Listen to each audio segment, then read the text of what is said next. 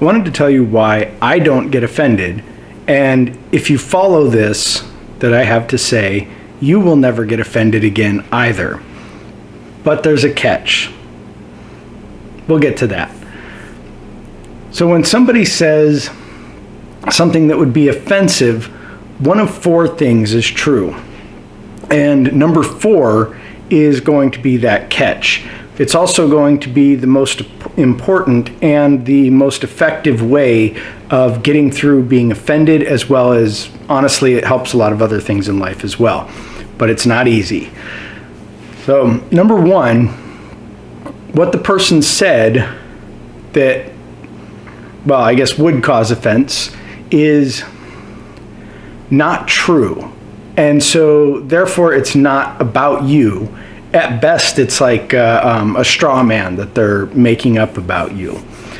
For example, if someone calls you a racist and you absolutely have nothing that makes you feel racist, or it doesn't really cause any kind of reaction in you, well, then they're just calling you a name and they're not really talking about you. Same thing, it could be misogynist or a murderer. I mean, if you've never murdered anybody or tried to murder anybody and someone calls you a murderer, you'd probably be like, yeah, that's just not me. It would be just as much as somebody calling you a pancake. I mean, it doesn't apply to you. So that's number 1. It's simply not true. And so you don't really need to get offended. The only offense that you might have for number 1 is, oh, well, you're making me look bad to other people. But, I mean, really, that's kind of minimal. So I wouldn't worry too much about that one. So easy one's out of the way. Sort of.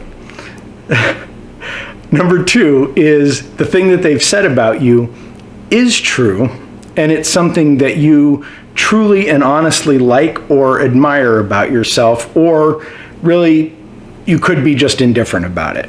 And that could be something like you're German or you're Mexican. And if you are indeed German or Mexican, you'd be like, yes, that's correct. Or someone could say you like cheese, and you'd say, okay, that's true. And to be perfectly honest, you could be proud of some of the things that I said for the example of number 1. Say you are indeed a racist, and someone says you're a racist. It wouldn't cause any offense. You'd simply say, if it's something that you've accepted about yourself, you'd simply say, gee, look at that. I'm a racist, big deal. Or, yeah, I know I'm a misogynist, or whatever it might be. But it's not going to cause any offense. There's no reason for the offense. It's something that you like about yourself. So it could be something minimal, or it could be something that we consider big and unusual. Doesn't matter. This is about you and your offense. I'm not talking about what other people think. So number 3 is, it's true and you don't like it about yourself. Now, this is where we can start getting into the honestly getting offended part. But there's no reason to be offended at this point, because then what you're doing is you're pushing the blame onto the other person, the person who has said this offensive thing, as opposed to doing what you should do and saying, you know what, I don't like that about myself. So if we go back up and we talk about the racist or misogynist or something like that, someone calls you a racist or misogynist, or they say you're behaving in that manner, or whatever it might be, and you realize that they are correct. You say, wow, I was behaving in this crappy manner. Well, then it's something that you know that you can work on. And so you really don't have any reason to be offended, so to speak, as far as saying, well, that jerk over there. Well, no, because you're talking about something about you that you admit about yourself, that you say, yeah, you know what, I really do need to work on that. Or I see where I've gone wrong, and it's something that you can fix. So it's not offensive, it's just saying, I have work to do. And number 4 is going to be very similar to that. So, but this one gets a little complicated. So number 4 is, it's true, but you deny it to yourself. So You don't admit that this thing is true, but it is indeed causing you a problem. Excuse me. So what happens in number 4, and the reason that number 4 becomes so difficult, is you don't really see it about yourself, but you do realize that it's causing you some kind of cognitive dissonance, which is usually displayed as anger. Somebody says something that I have cognitive dissonance about, so I believe one thing about myself, and they say another thing about me that is something that I've put into my shadow. We'll get to that in a second. And so my brain is kind of going back and forth. It's saying, well, my ego, my presented mind, my persona, all say that this thing that they've said about me is not true. But there's something in my subconscious, there's something that I happen to know about myself that says, well, this is indeed true. And so there's this clash, this cognitive dissonance. So it's just like ripples in a pond. So, you drop in 2 stones and the ripples kind of meet in the middle and cause this dissonance. And like I said, the result of cognitive dissonance is usually some kind of anger, because that's the only way that the brain can think to resolve it. It just gets mad, but it can't get mad at itself, so it gets mad at the thing that made it mad. So it gets mad at the person who caused the offense.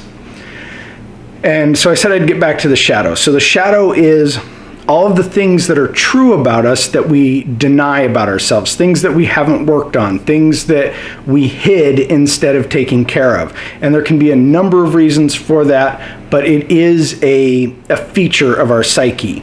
And so it's all these hidden things, and the shadow can actually control us from the background. So let's say someone is, a shadow aspect of that person is that they are a misogynist. Well, they are going to deny it if it's in their shadow. They're going to say, well, no, I'm not a misogynist. However, the shadow aspects are going to present themselves. It's sort of like they control you from the background until you recognize them, until you accept them and deal with them. And so you can get that control to lessen, but it's not like this unfixable thing. Like, there's the White Fragility book basically says that it's an unfixable thing. Well, that's not really true. You can fix things. Sorry, that one's particularly talking about race, but you can fix things that are in your shadow as far as the amount of control that they have over you. And you can get rid of that control that they have over you by accepting them, because once you shine a light on them, then they're not pulling the strings in the background, so to speak, because then you can see their influence on you and you can get rid of it. Very simplified, I know. So in all of this, the number 4 is going to be your most common. So it's the one that's the hardest to fix. It's the one that I called a catch, and it is definitely the hardest to take care of. So the way this works is if I get offended, somebody says something to me and I get angry, I get offended, and I can look through this list and I can say, well, 1 through 3 are not true. So number 1, what they said wasn't true. Okay, we can eliminate that one because I'm having a reaction. So that tells me that it must be something that is affecting me, which means it goes further down the list. So it is true and I've accepted it. Well, no, obviously not, or I wouldn't be mad. Number 3, it's something that I like about myself, or I don't like about myself, I'm sorry. And I just haven't fixed it yet, but I know about it. Well, okay, it's none of those, so it must be number 4. If I'm feeling this anger, if I'm feeling this offense, it means that the cognitive dissonance is hitting me in some way. It's causing me to feel this way. And so this is the time when you have to catch yourself, because the natural reaction, of course, is to blame. Well, this person said something bad. They said something wrong. They did something, as opposed to saying, I did or I am a certain way. And so this is because of me, it's something that I'm hiding about myself. So then you really have to look inward, and this is the catch. This is the part that sucks. Excuse me. But once you once you get good at it or practiced at looking at these aspects of your shadow. So basically what you're doing is you're questioning yourself a lot. You're saying, how is that something that I've done? How is that my fault, so to speak?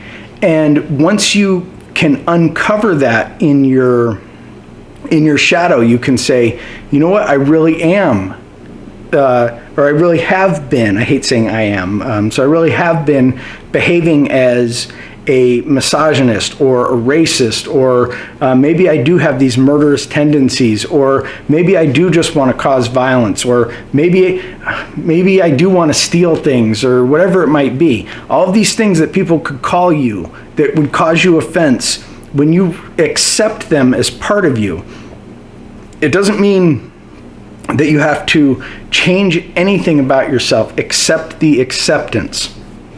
So you just say, okay, I do have violent tendencies. Well, now that I recognize it, I admit it, I don't have to act out upon those violent tendencies. So when someone says, you have violent tendencies, I can process that differently. Instead of being cognitive dissonance, where one side is saying, no, you don't, and the other side is saying, yes, you do. Now, both sides are aligned, and they're both saying, yes, I do have these violent tendencies, but there is a light shining on this aspect of myself instead of it being hidden. So now I am in control of this aspect of myself, and I can decide, do I want to act upon these violent tendencies or not? Do I act upon these violent tendencies would be another way to put it. And so you're overriding the shadow, so to speak. So you don't have to change anything about yourself. You can still have those violent tendencies, but now you don't get offended. Now when somebody says you have violent tendencies, now instead of being offended by the idea, you can actually honor yourself, and you can say, I do have those violent tendencies, but I don't act violently. Or I do have these racist tendencies, but I don't act in a racist manner because I have accepted whatever that is about myself. I've shone a light on it. I'm now in control of it instead of it being in control of me. And so this part really sucks because when you first start doing this, it's absolutely horrible to shine this light on aspects of yourself and to admit horrible things about yourself. You are going to go through this mental suffering because it feels like pain. It really does. It feels like physical pain to admit these horrible things about yourself. But once you admit them, then they no longer have control over you. You no longer get offended. You have an additional realization of self. And that additional realization of self plays out as you being more content and you having less of that cognitive dissonance that causes the anger. So therefore, you are more at peace. And someone can say anything about you and it doesn't matter. Even if they say something that you haven't yet worked on, if you're practiced at this process of admitting something about yourself and accepting it, and then, shall we say, like a overriding it, being in control of it, you becoming the master of it instead of it being your master.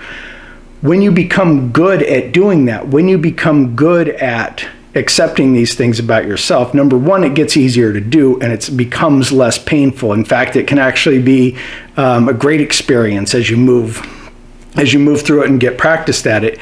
But you don't get offended anymore because you understand that it's not the external world that is causing you this offense. It's something within you that is causing this offense. So the external world can say anything. They can do whatever they want. But if they are not the ones in control, I am in control. I decide if I'm going to be offended. And the way I do that is, do I want to be lazy and get offended and blame it on them and say it's their problem? Or do I want to do the work and blame it on me and figure out what I can do to not be offended?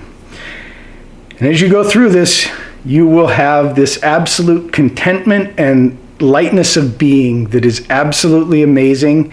It would be very hard to describe, but you really do not get offended anymore. And in fact, if somebody says something that you find yourself being angry or offended at, you actually come to appreciate them saying it, because what they're doing is they're not offending you. They're not being mean to you anymore. What they're doing is they're providing you a service.